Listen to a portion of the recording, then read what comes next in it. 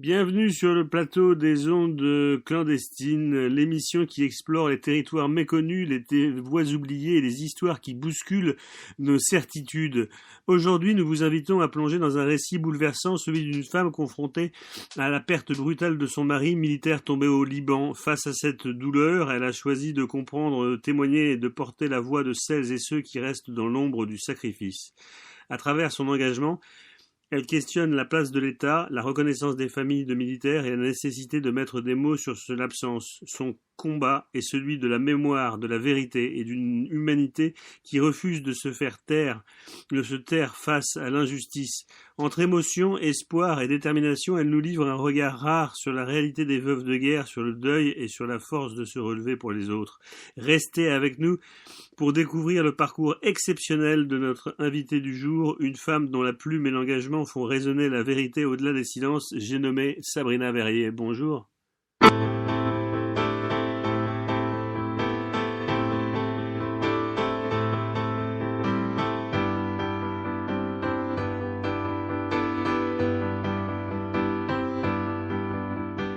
Tu vas bien? Je vais bien, merci. Merci pour ton invitation, Aurélien. Mais c'est très naturel, en fait, en plus, c'est très salutaire, en fait, compte tenu de ton combat, que tu vas nous éclairer, en fait, dans un premier temps.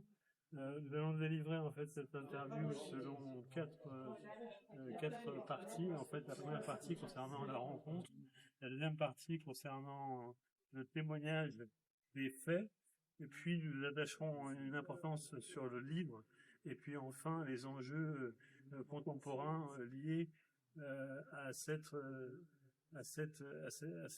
faits intéressants. Alors, dans un premier temps, le point de départ en fait, de notre conversation, c'est Nicolas Verrier. Qui est-il?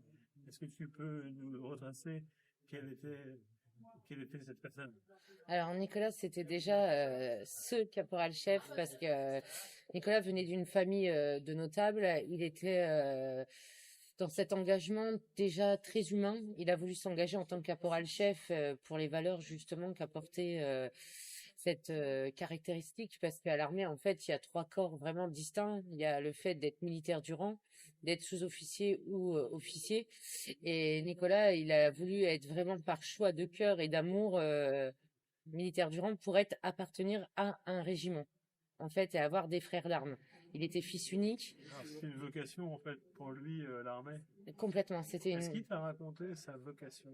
Sa vocation première, c'était ça, c'était de recréer un lien, vraiment un lien armée-nation, ce côté citoyenneté, et puis devoir donner un sens à sa vie. Il y a un événement particulier qui a fait qu'il s'est Après, ses engagé. grands-parents étaient des anciens combattants aussi, des résistants, donc c'est vrai qu'on a tous eu nos récits de nos grands-parents avec l'Allemagne, les envahisseurs, et on a ce côté et ce gros point commun, c'est que c'est vrai que quand on a été envahi par l'Allemagne nazie, nos familles, elles ont été très actives au niveau de la résistance. C'est une relation en fait que tu as connue à quel âge en fait, Nicolas? Alors moi j'avais 17 ans et demi, j'avais Super dit. jeune, 17 ans et demi en fait. Ah oui, c'est pour ça que j'insiste parce que mon père était militaire et j'avais pas le droit de sortir avant 17 ans et demi. Ah oui. C'est pour ça que je précise. Mon père était dans la cavalerie, donc c'était très rigoureux. Mais c'est ton père était militaire aussi. Et les leurs en fait, les siens en fait aussi. De ses grands-parents, eux étaient résistants. Donc il y a une sorte d'atavisme familial en fait. On a surtout cet amour de la France en fait, de nos valeurs et de notre pays qui nous rassemble énormément. Nicolas en fait a un destin assez exceptionnel. Il s'engage dans l'armée à quel âge en fait? À 17 ans et demi aussi, lui. 17 ans et demi aussi. On avait 8 ans d'écart. En fait, est-ce que tu peux nous retracer? Alors Nicolas, il s'engage au 15-1 à Verdun, où il va faire ses premières opérations extérieures, où il enchaînera beaucoup de Kosovo. Après, malheureusement, son régiment à Verdun va être dissous. Et il intégrera le premier régiment de tirailleurs, donc à Épinal, où il continuera les OPEX tous les ans, Côte d'Ivoire, Liban, donc lui, Kosovo. Quand il s'est engagé, il savait qu'il allait partir. Complètement, parce qu'il s'est engagé en compagnie de combat et il avait fait vraiment la section, la première compagnie. Pour eux, c'était l'élite de l'élite et c'était d'après eux ce qui était le meilleur. Donc c'est vrai que la première OPEX qu'il a fait, c'était où? au Kosovo. Kosovo, donc Yougoslavie, Ex-Yougoslavie, c'est ex-Yougoslavie, ça, en fait. en tant que maintien de l'ordre, pour protéger les populations. Il y avait des contacts avec toi régulièrement, en fait, Oui, quand tu étais en complètement, ils OPEX? étaient énormément au niveau des contacts, en fait, au niveau de la population. J'ai pas compris la question, excuse-moi. Quand il était en OPEX, en fait, il y avait beaucoup de contacts avec toi, en fait. Non, pas du tout. Parce qu'en fait, c'est ce que je dis souvent, c'est que nous, on est des jeunes générations, mais à l'époque, on n'avait pas de réseau, hein. On était encore avec des réseaux ADSL. Alors, c'est vrai que les jeunes, ils disent pourquoi vous n'avez pas fait de photos, pourquoi vous n'avez pas fait d'appel visio, Ouais, il n'y avait pas mais tout ça, il n'y il n'y avait avait pas pas toutes tout les ça technologies qu'il y a qu'on a maintenant pour actuellement. favoriser la communication Voilà, interarmée. exactement. Et pour te dire, nous, le dernier Liban, donc Nicolas va enchaîner 2 Libans, donc le premier en 2007-2008 et malheureusement en 2009 quand il va décéder. Moi, j'ai eu énormément de lettres et aujourd'hui, ben Dieu merci parce que ben c'est vrai que ben c'est quelque chose qui malheureusement m'était très énervant en tant qu'épouse Ouais. parce que je les recevais 2-3 mois avant ou voire quand il était rentré. Mais c'est vrai qu'en tant que veuve de guerre, ça m'a émue parce que j'ai pu montrer aux enfants ben, l'attachement qu'il avait pour eux déjà et l'amour qu'il portait à notre famille à travers tous ces courriers. Dans le film, il y a eu lieu, en fait, après coup, bien entendu, qui s'appelle Soleil reviendra. Il nous montre aussi l'absence, comment lutter contre l'absence, en fait, de l'être aimé. C'est ça, bah, ça a été une belle rencontre parce que moi je ne connaissais pas la réalisatrice Marie Cheyenne Caron Oui. et c'est vrai qu'on s'est rencontrés par hasard, ça a été un vrai coup de cœur et comme elle faisait un film pour mettre à l'honneur les épouses de militaires, en fait suite à ma rencontre elle a inclus justement la partie veuve de guerre et orpheline parce que c'était important ben, que les armées ne nous oublient pas. Parce qu'avant d'avoir été malheureusement cette veuve de guerre, on a été ses épouses qui ont attendu pendant de longs mois et longues attentes. Et moi, malheureusement, pendant tout le film, ben, c'est vrai que j'ai revécu ma vie d'épouse parce que quand j'étais enceinte de mon troisième, mon mari était encore au Kosovo, enfermé dans des bunkers alors que je venais d'accoucher. Il a découvert que son fils était C'est né. compliqué, ça. C'est Ah très bah c'est compliqué à dur et gérer. psychologiquement, faut pas oublier que nous, on est des populations où on n'a pas de famille. Donc on épouse un mari, un régiment, mais on n'a pas de famille sur place. Donc le régiment devient notre famille.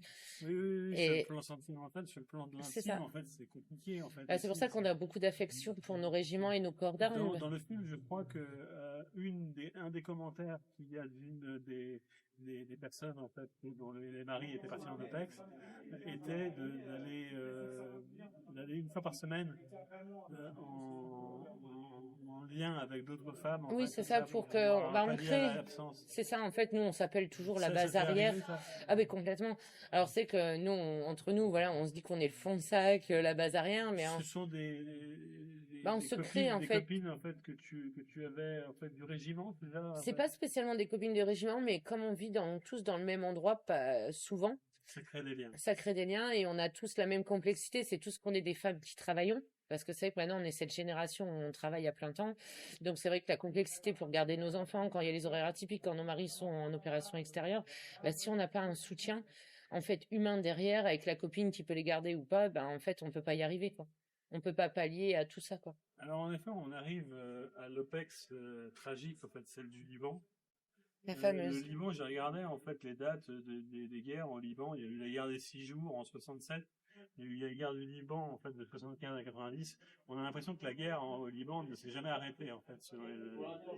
Et du coup, raconte-nous comment ça s'est passé en fait, son départ.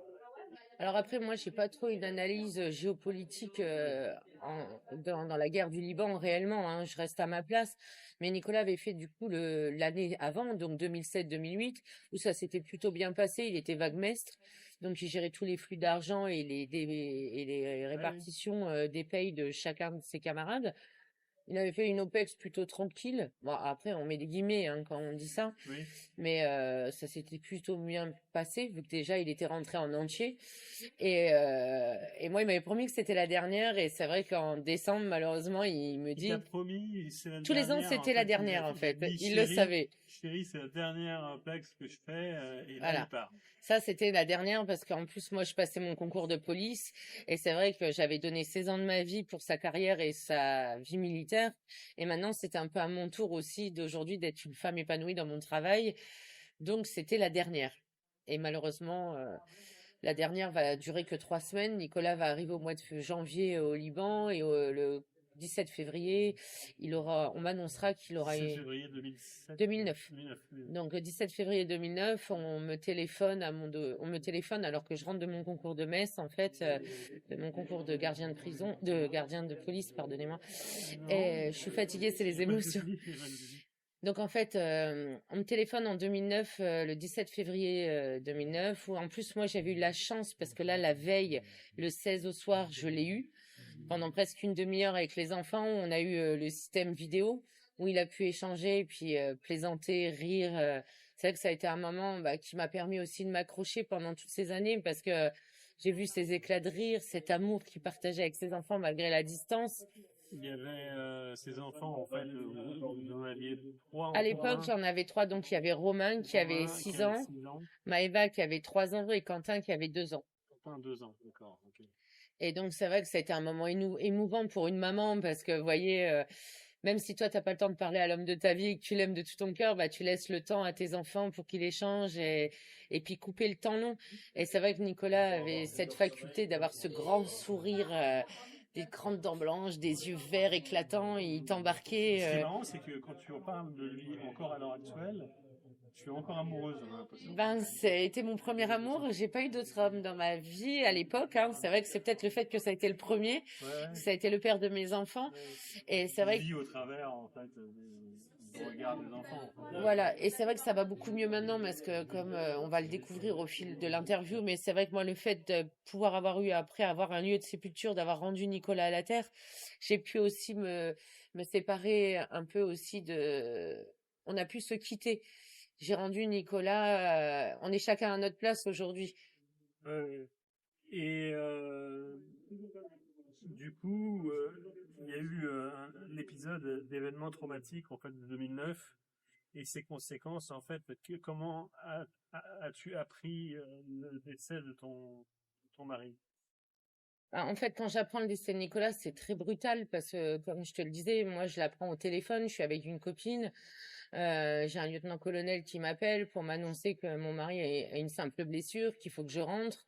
Donc, tout de suite, moi, je panique. Je suis fille militaire. Je sais très bien qu'on m'appelle pas pour me dire que les cartes du CSA Sport sont arrivées. Donc, c'est vrai que ma première phrase, c'est comment va Nicolas? Est-ce que Nicolas est mort, quoi? Et là, il me dit non, il est blessé, j'ai pas le droit de vous le dire, rentrez à votre domicile. Qui dit ça exactement? Le lieutenant-colonel qui était chargé de son régiment de me contacter. Le lieutenant-colonel, en fait. Parce que le colonel, à l'époque, était au Liban avec lui. D'accord, ok. Donc, c'est assez brutal. Moi, j'arrive, je récupère mes enfants à la garderie. Et donc, au départ, il te dit, il est blessé. Il est blessé. De toute façon, c'est ça. Pendant 3 jours, ça sera... Non. En aucun cas, on nous remettra même en cause une blessure grave. À chaque fois, on va nous relativiser toujours. Il est blessé, même des fois assez violemment, parce que quand on va appeler le Liban avec le colonel, l'assistante sociale et le C2, ça va être calmez-vous maintenant. Votre mari est juste dans le coma artificiel. C'est pour le transport. Il est juste blessé. Tout va bien, quoi. Ouais. Et pour te dire, moi, mon père était à l'époque à l'EAI, comme il était cavalo, il est revenu, il était sous-officier, et ils ont même dit à mon père de pas m'accompagner, donc j'y suis allée tout seul à Val-de-Grâce. Donc la mort de Nicolas, elle est entourée de circonstances assez troubles.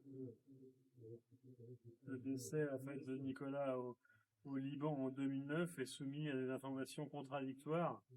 Sont évoquées la maladie contractée donc au service en service selon l'armée, mort de cause naturelle selon d'autres rapports, ou potentiellement un événement non officiel. Est-ce que toi, c'est quoi ta cause?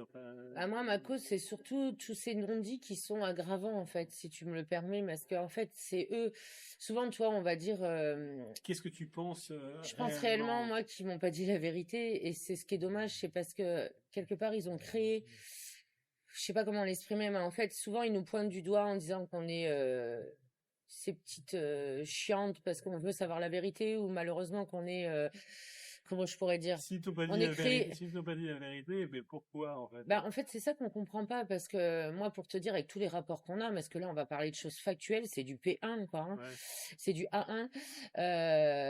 Moi, mon mari, c'est marqué clair, noir sur blanc sur les rapports que je t'ai donnés, qu'il est en mort encéphalée au Liban. Donc, il est en mort d'accord. cérébrale. Parce que tu C'est-à-dire, m'avais parlé en off d'un article où il y avait marqué divers. voilà. Et quand on va sur Mort divers. la mémoire d'homme, en fait, quand tu vas sur la mort de Nicolas, c'est le site officiel, hein, des morts pour la France, c'est marqué divers. Quand moi je lis les rapports que j'ai, c'est qu'il est mort donc d'un coup violent à la carotide, sans de conséquences et avec une mauvaise prise en charge Ouais. du médecin qui imputera sa vie à plus de 50% et qui l'amènera à la mort. Après, avec tout ça, ils le reconnaissent imputable en service, mort pour la France. Et nous, après, ce qu'on comprend pas, c'est qu'on devient, en fait, cette famille qui est dans l'ombre, on n'a plus le droit de rien dire, on est isolé. Nicolas n'a même pas lieu de sépulture, n'a pas de cérémonie. Et je vais quand même mettre plus de 11 ans à avoir un simple endroit où on peut aller juste se recueillir et prier, quoi. Parce que pendant tout ce temps, en fait, il n'y avait pas de lieu. Bah non, en fait, il n'y avait pas de lieu, et puis c'est surtout qu'on Pas de a lieu, pas d'endroit, pas de lieu, pas de pas cause. d'endroit, pas de Ça cause, fait beaucoup. et c'est surtout qu'ils ont incinéré le corps à Nicolas sans notre autorisation. Et Alors ça, revenons là-dessus, en fait. Ils ont incinéré le corps, en fait, sans demander l'accord à la famille. complètement, parce qu'en fait, ils ont dit Ils ont le droit de faire ça? bah, je sais pas. Moi, pour te dire, ça fait 16 ans qu'on demande la protection fonctionnelle. Ils ne veulent pas nous l'accorder alors que toutes les autres veuves de guerre ont le droit à la protection fonctionnelle.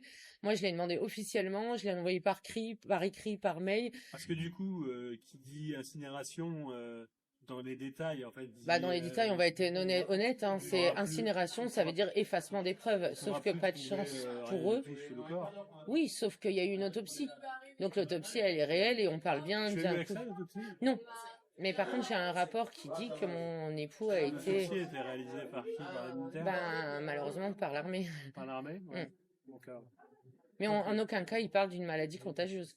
On parle justement que la carotide a lâché et c'est deux cas. En fait, quand ta carotide, elle lâche, il y a deux cas. Soit tu as une maladie génétique, donc sûr, Nicolas n'a pas de maladie génétique, c'est ce que l'autopsie révèle. Biologie. Donc, c'est un coup violent à la carotide. D'accord. Mais on saura jamais qui, quoi, Un comment. coup violent qui pourrait en fait avoir eu lieu en service en fait Bah, de toute façon, c'est sûr que ça, contre un ennemi contre un ennemi, contre un camarade, outre, on ne saura jamais. on sait pas. C'est ça le plus douloureux, en fait, c'est de pas savoir. Très bien.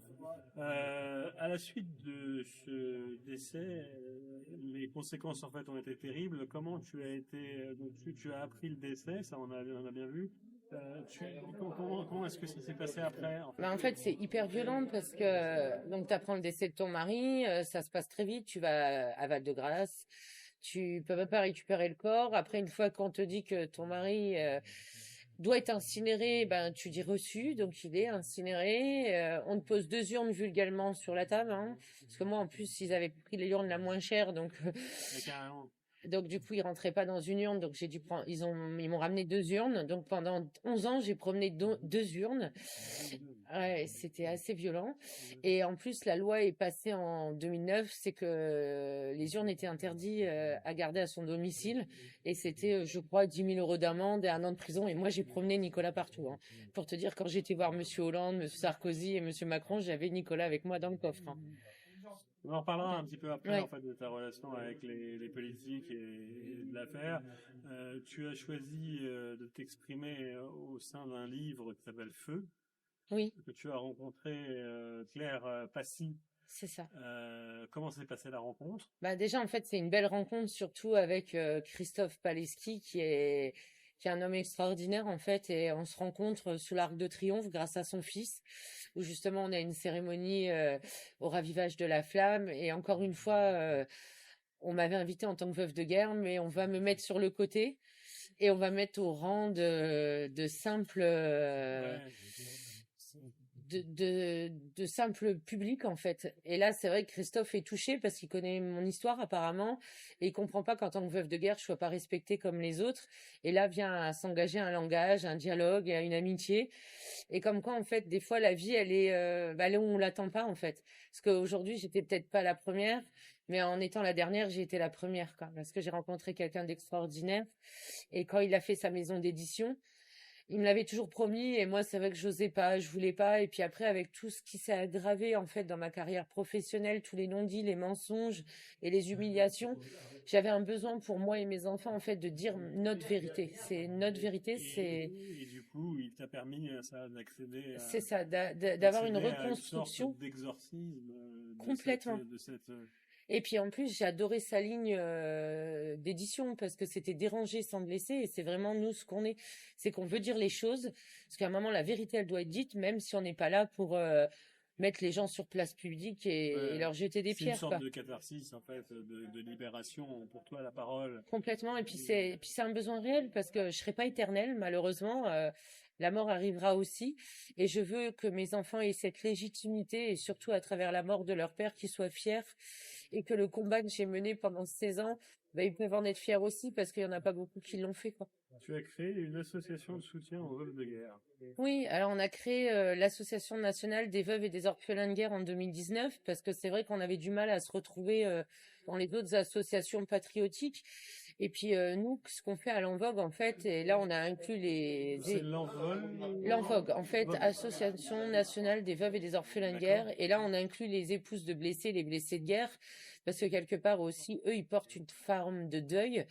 Et là, c'est vrai que notre but du jeu, en fait, nous, c'est vrai qu'on n'est pas là pour faire des adhérents, on est très peu, mais on veut faire bouger justement les textes de loi et légiférer pour qu'un vrai statut de guerre soit fait à la hauteur de nos sacrifices, parce qu'aujourd'hui, ça fait plus de 110 ans, en fait, que malheureusement les guerres et le statut de guerre, entre guillemets, est créé, mais pour les veuves, les orphelins et les blessés de guerre, rien n'est vraiment légiféré, quoi.